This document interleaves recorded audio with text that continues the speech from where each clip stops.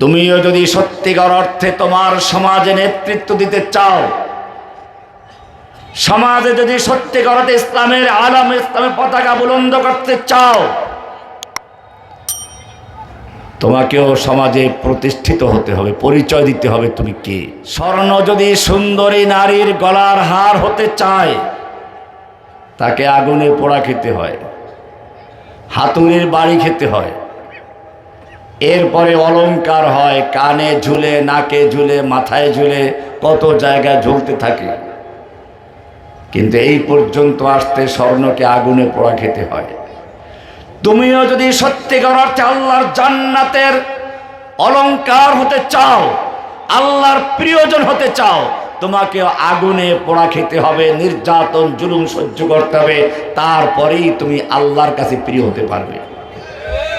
আপনাদেরকে নেতৃত্ব দিতে হবে, কাজ করতে হবে। নেতৃত্ব দিতে হলে আপনাকে প্রথমেই নিজেকে প্রতিষ্ঠিত করতে হবে। ইউসুফ আলাইহিস সালাতু ওয়াস সালামকে দেখুন, আল্লাহ সুবহানাহু ওয়া তাআলা তাকে পরীক্ষা করলেন। জুলাইখার মতো সুন্দরী নারী তাকে আহ্বান জানাচ্ছে, নিজেকে পবিত্র রেখেছেন। কারাগারে গেলেন,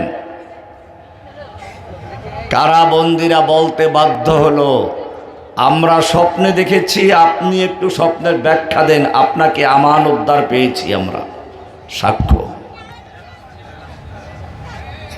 জুলাইখা নিজেও সাক্ষ্য দিতে বাধ্য হলো, আনা রাওয়াতুহু, আমি তাকে আকৃষ্ট করার চেষ্টা করেছিলাম, ফাস্তাসমা, সে নিজেকে পবিত্র রেখেছে, আমার অন্যায় আহ্বানে সাড়া দেয় নাই, সে নির্দোষ। নির্দোষ প্রমাণিত হলো। এরপরে তিনি দায়িত্ব নিলেন খাদ্যমন্ত্রীর, যেখানে সবচেয়ে বেশি দুর্নীতির সুযোগ আছে। দুর্নীতি করেন নাই। এভাবে যখন জনগণের আস্থা প্রতিষ্ঠিত হলো, এরপরে তিনি গোটা মিশরের নেতৃত্বে চলে আসলেন। আল্লাহর নবী মুহাম্মদুর রাসূলুল্লাহ সাল্লাল্লাহু আলাইহি ওয়াসাল্লাম একদিনই নেতৃত্ব পান নাই। আবু সুফিয়ানরা বিরোধিতা করেছে ঠিকই, মুহাম্মদ সাল্লাল্লাহু আলাইহি সাল্লামের চরিত্র নিয়ে কোনো কথা আবু জাহেলরা বলে নাই, যার কারণে আবু সুফিয়ানের কাছে যখন স্পষ্ট হয়ে গেছে, সে সঙ্গে সঙ্গে লা ইলাহা পড়ে ইসলাম কবুল করেছে, কারণ লোকটার উপরে আমার আপত্তি ছিল না। ওমরের কাছে যখন তাওহীদ পরিষ্কার হয়ে গেছে, ওমরের তখন আর কোনো আপত্তি ছিল না, যে আপনাকে তো আমরা চিনি, কেমন লোক, এটা বলতে পারে নাই। আল্লাহর রাসূল সাল্লাল্লাহু আলাইহি ওয়াসাল্লাম খাদিজার ব্যবসায়ের মাল নিয়ে গেছেন। ইচ্ছে করলে মুদারাবার যে পদ্ধতি আছে, অতিরিক্ত মুনাফাটা নিজে নিয়ে রাখতে পারতেন, করেন নাই। আমানতদারির পরিচয় দিলেন, গোটা মক্কায় ছড়িয়ে পড়ল আল আমিন। বিচারের দায়িত্ব পড়ল, হাজরে আসওয়াদ পাথর কে রাখবে। ইচ্ছে করলে নিজের হাতে পাথরটা স্থাপন করতে পারতেন, করেন নাই।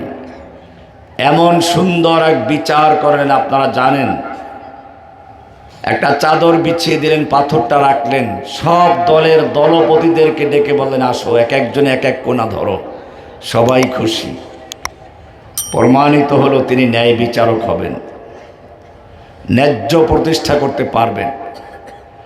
নবুয়ত প্রাপ্তির পরে যখন খাদিজার কাছে আসলেন রাদিয়াল্লাহু তাআলা আনহা, খাদিজা বলেন নাই আপনাকে আল্লাহ ধ্বংস করবেন না, কারণ আপনি গারে হেরায় গিয়ে ধ্যান করেছেন, তাহাজ্জুদ পড়েছেন, ইবাদত করেছেন, একা একই আল্লাহর ধ্যান করেছে, ইবাদত করেছেন, এটা বলেছে।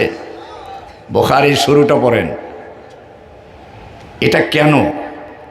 খাদিজা বলেছিলেন, কাল্লা ওয়াল্লাহি লা ইউখজিকাল্লাহু আবাদা। আল্লাহর নবী এসে বলেছিলেন, জাম্মিলুনি জাম্মিলুনি ইন্নী খাশিতু আলা নাফসি, আমাকে চাদর দাও, আমি আমার জীবনের আশঙ্কা বোধ করছি, মরে যেতে পারি। খাদিজা রাদিয়াল্লাহু তাআলা আনহা সান্ত্বনার বাণীগুলো কি শুনিয়েছিলেন, ওটাই তোমার নেতৃত্বের জন্য প্রয়োজন। কাল্লা ওয়াল্লাহি লা ইউখজিকাল্লাহু আবাদা, না, আপনার জীবনের কোনো আশঙ্কা নেই, আপনাকে আল্লাহ অপমান করবেন না। কেন? আপনি খুব তাহাজ্জুদ পড়েন, গাড়ে হেরায় গিয়ে নির্জনে ইবাদত করেন, এই জন্য না। ইন্নাকা লাতাসিলুর রাহমা, আপনি তো আত্মীয়তার সম্পর্ক কখনো ছিন্ন করেন না, আত্মীয়দের সাথে সম্পর্ক বজায় রেখে চলেন। ওয়া তাহমিলুল কাল, সমাজের মানুষের বোঝা, ঋণের বোঝা, মানুষের দায়ের বোঝা আপনি নিজের মাথায় তুলে নেন। ওয়া তাকসিবুল মাদুম, অন্নহীন বস্ত্রহীন মানুষদেরকে আপনি অন্ন বস্ত্রের বাসস্থানের ব্যবস্থা করে দেন। ওয়া তাকরিদ দাইফ, আপনি মেহমানদের মেহমানদারি করেন। ওয়া তুঈনু আলা নাওয়াইবিল হক, আপনি দুর্যোগ মুহূর্তে বিপদের সময় মানুষের পাশে দাঁড়ান, মানুষকে সাহায্য করেন। এভাবে নেতৃত্ব প্রতিষ্ঠিত হয়ে গেছে, যার কারণে যখনই কারো কাছে স্পষ্ট হয়েছে, তার কাছে ওহী আসে, তার ইসলাম গ্রহণ করতে ব্যক্তির উপর কোনো আপত্তি নেই।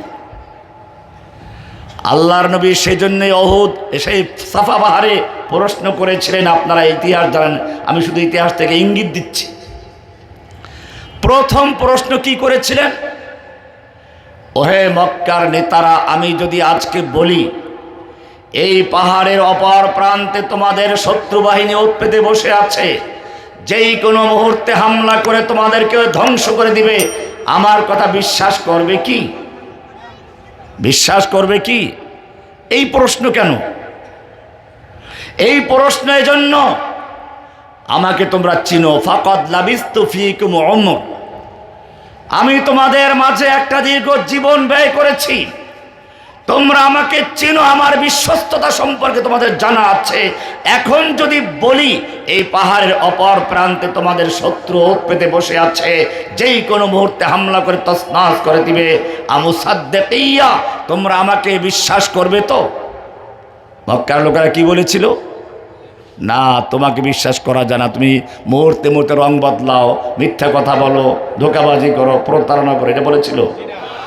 কি বলেছিল? আমরা অবশ্যই তোমাকে বিশ্বাস করব। মা জাররাবনাকা কাযিবান কত্তু, কথাটা গুরুত্বপূর্ণ। আমরা তোমার থেকে কখনোই মিথ্যা শোনার অভিজ্ঞতা অর্জন করি নাই। তুমি মিথ্যা বলো না, এই কথাটাও বলা বেয়াদবি, এই কথাটাও তার বলে নাই। ভাষাটা অনেক ঘুরিয়ে বললেন, আপনার থেকে কখনো মিথ্যা শোনার অভিজ্ঞতা আমরা অর্জন করি নাই। এরপরে তিনি দাওয়াত দেওয়া শুরু করলেন।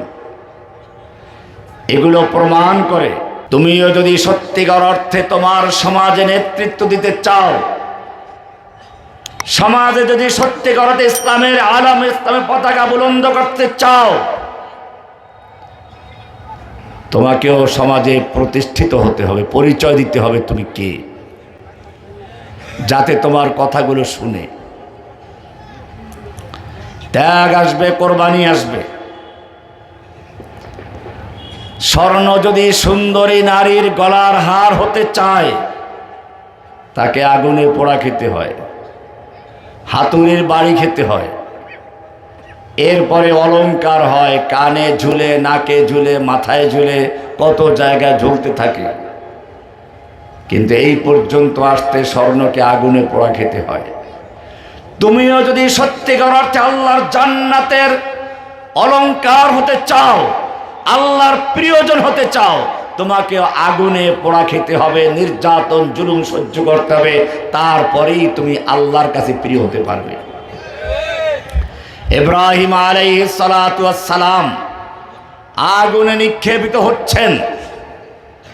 কোন কোন তাফসিরে দেখা যায় জিব্রাইল এসে বলছেন, ইব্রাহিম একটু খালি হুকুম দাও, একটা পাখার আঘাত দিয়ে গোটা নমরুদ গোষ্ঠী উল্টে দিই। মিকাইল এসে বলছেন, আমাকে হুকুম দেন, একটা বন্যা দিয়ে দে, ভাসিয়ে নিয়ে যাই। ইব্রাহিম আলাইহিস সালাম তাওহীদের ইমাম বলেন, ভাই জিব্রাইল মিকাইল নিজের থেকে এসেছো না আল্লাহ পাঠিয়েছেন? বলেন, আল্লাহর অনুমতি নিয়ে এসেছি, তবে আল্লাহ পাঠান নাই, নিজেরা এসেছি। ইব্রাহিম আলাইহিস সালাম বলেন, ভাগো এখান থেকে, আমি তোমাদের জন্য দাওয়াত দেই নাই, তোমাদের ভায়া মাধ্যমের জন্য দাওয়াত দেই নাই।